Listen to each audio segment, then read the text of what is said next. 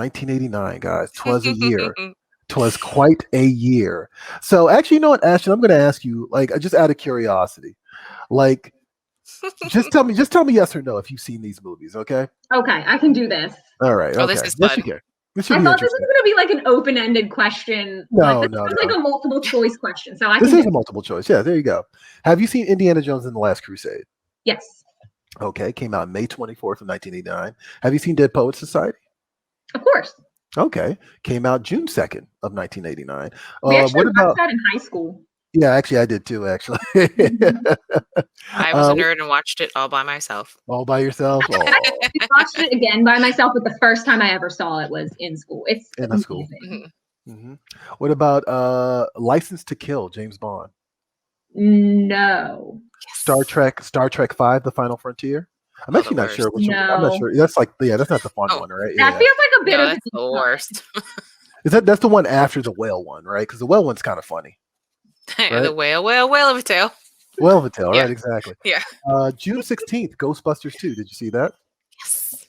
I did see Ghostbusters 2, and I remember feeling disappointed because I had seen Ghostbusters 1. I think I watched them like back to back, right? And like the first one's so good, and then I saw the second one, I was like, it's not the same.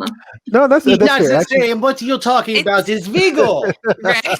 You like the buzzing of flies, so Vigo. There you go. Well, actually, the funny thing is Ghostbusters 2, which came out that summer of 1989, didn't get a lot of positive buzz. And it actually got kind of stepped on by the next movie, which is Batman 1989. Have you seen that, Ashton? I have not. Should I? Oh, wow. That was the one that I thought you definitely had seen. That's crazy. Okay. I am familiar with it, but I've never like sat down and watched it in its entirety. I think I broke Natasha. Okay, yeah, I think you did. Like, she's speechless. What? Ash, like Natasha just blacked out for a second. I did. I think I'm gonna cry. Right. What? Yeah, like I am familiar with it and like pieces of it, but no, I've never seen it in its entirety. And like, wow. Okay. Well, the reason I asked this, of course, is we're talking about the summer of 1989 because it was a pretty epic summer, gotta admit. Yes. And I actually saw a meme recently that reminded me about this and how serious this was. Now, Ashton, you were born in the 90s, right? But I want you to understand that 1989, like, you could not escape Batman. Like, Batman, it was amazing. Batman dominated everything. Like, and it was insane. And I thought it was just because I was a kid, but it wasn't. It was just the marketing muscle behind this movie was like so aggressive and so effective too.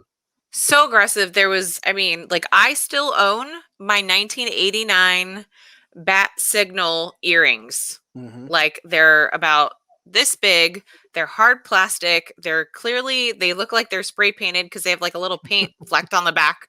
And then they have the bat symbol, and I still have them. And they're amazing. So that's how many years? Like, ridiculous. Still have them. I had so much stuff. Somewhere in storage, I still have my Bat Dance single tape. See, Ashton, back in the 80s and 90s, singles used to come on these little things, plastic things. They're called cassette tapes. And they would just be like a song. And then sometimes if you're lucky, on the other side, you got like another song. Yeah. Like, but potentially the next I single. still have it. It's a white tape, and then it has a sleeve. It's not even like a regular case. Like, it's a sleeve, and it's the bat symbol, and it says Prince on one side, and all of that. And it was definitely the year of Batman. That was a good summer. That was a good summer for me. Yes. Like, I was already a Batman fan, so like when that movie came out, I was all about it. And yes, wow. See, I had the white one. I had the one that was white on the inside. Oh my God, this is taking me back 100%. Yeah. Yeah, no, like Bat Dance.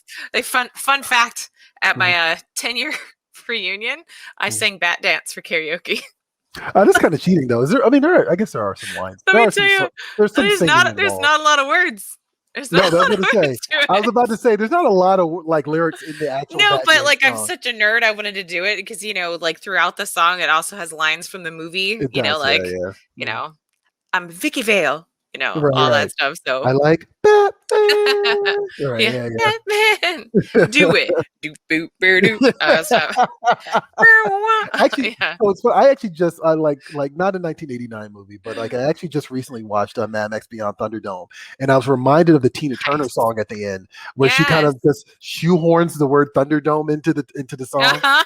and it reminded me how much like how blunt like some of these soundtrack songs used to be. Like they used to like just be like just say the title of the movie at some point in the song, like you know what I mean. And like it's interesting that the Prince album kind of really felt like it really was just a regular Prince album, except for some samples from the movie, right? Yes. And on top of that, the Bat Dance song, which is actually I feel is I don't know if you remember. How great is that video?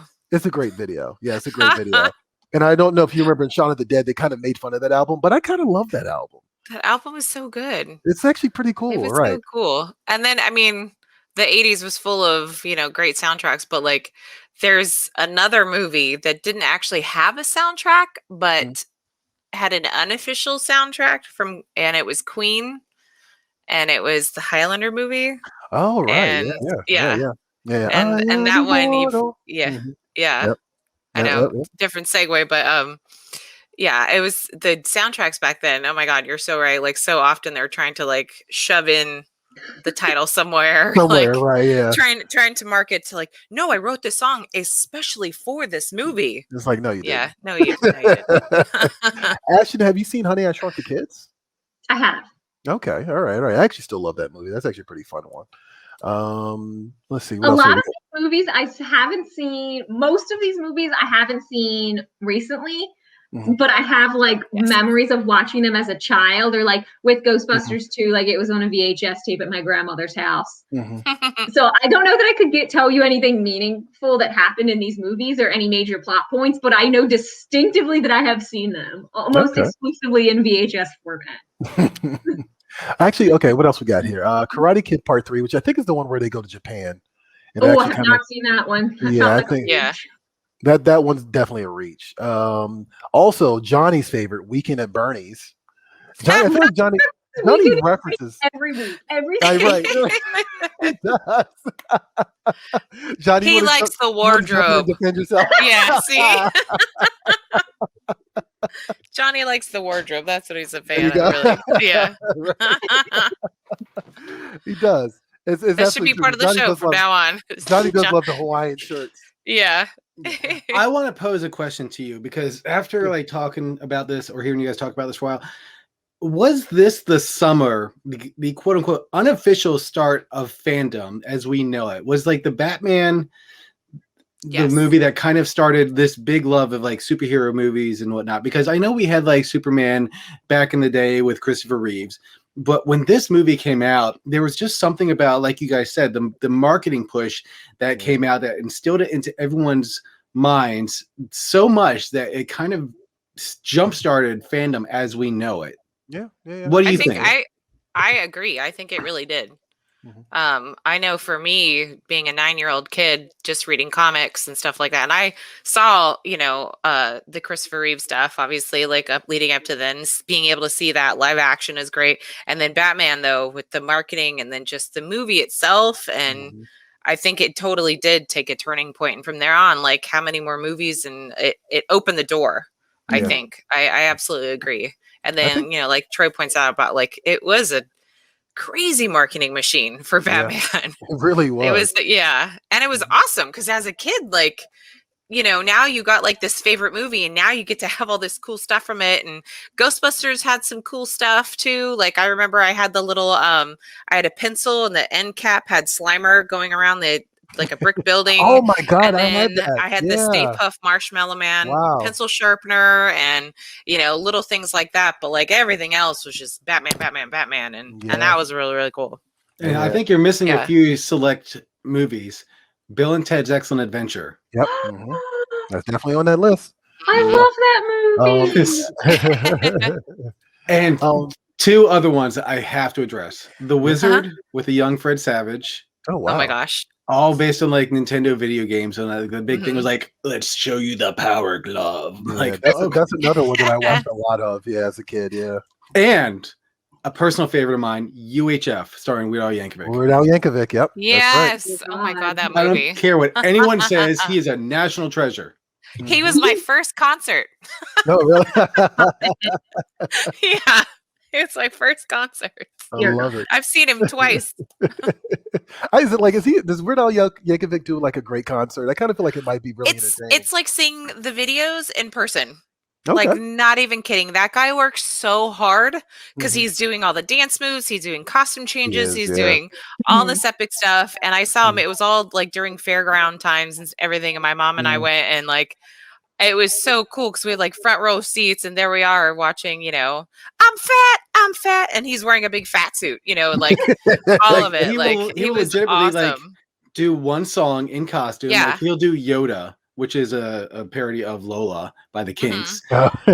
Go backstage, they'll play some stuff up on the screen, and he'll come back after that's done playing in a completely different outfit. And the full fat makeup, like fat everything suit and everything like that. I'm like, how did they have time to put these prosthetics on him? Yeah, so impressive. Oh, wow. Super fun. Says he saw Weird Al at the Hollywood Bowl. Oh. Nice. And if you want to know anything about American music, you just go and listen to his polka songs, and you'll find out what was popular that year. Oh boy! Right? Yeah. Like, Larry, what else do we have here? We have Jason Takes Manhattan, which actually was my favorite Friday the 13th movie until Freddy vs. Jason came out. Parenthood with Steve Martin, actually. Turner and Hooch, The Abyss, which is another big one. Nightmare on Elm Street 5, The Dream Child, which I don't remember all that well. And later that year was Back to the Future 2. Yes. And also, actually, I think maybe my favorite out of all these currently is actually Lethal Weapon 2, which actually came out that summer as well. That was like July 7th. So yeah, like you know, we're eating the member berries today. We know, guys, but you know, this is what you do as you get a little bit older. You know, it happens. So, Ashton, well, I want to think real quick. So, what is Ashton going to think back on, like in a couple years from now? Yeah, that's true. Yeah. What do you think? What do you think is going to be the nostalgic thing for you in 20 years, Ashton? Okay, so something from my childhood that was like stupid popular that will be like goofy when I get older. Is that the question? Yeah, let's go for it. Let's do that. I don't even understand what I'm being asked. Does it have to be nerd related? It doesn't have to be, no. Okay, because I have two things. In terms of like a nerd thing, the first Tobey Maguire Spider-Man movie was like a big deal. It was, yeah. And that was like the first, I don't know. I always say that Spider-Man's my favorite superhero because that was the first superhero movie I saw. And then there were the PlayStation 2 games like shortly on the tail of it. Yep. That they kind of did the same thing with Batman, but not as large of an extent. They just kind of piled on with like the movie's popular now. Here's 47 video games and a bunch of action figures. Yeah. No, like that. No, actually, you know, as you were saying that, I was like, you know what, that movie probably as most closely followed the model of the 1989 Batman. Like, yeah, with the amount of merchandise, even the Danny Elfman score. Actually, now I think about it, so yeah, there you go. All right, cool. Don't forget that you can catch Previews World Weekly streaming live every Wednesday at 4 p.m. Eastern, 1 p.m. Pacific at Previews World on Facebook, YouTube, and Twitch.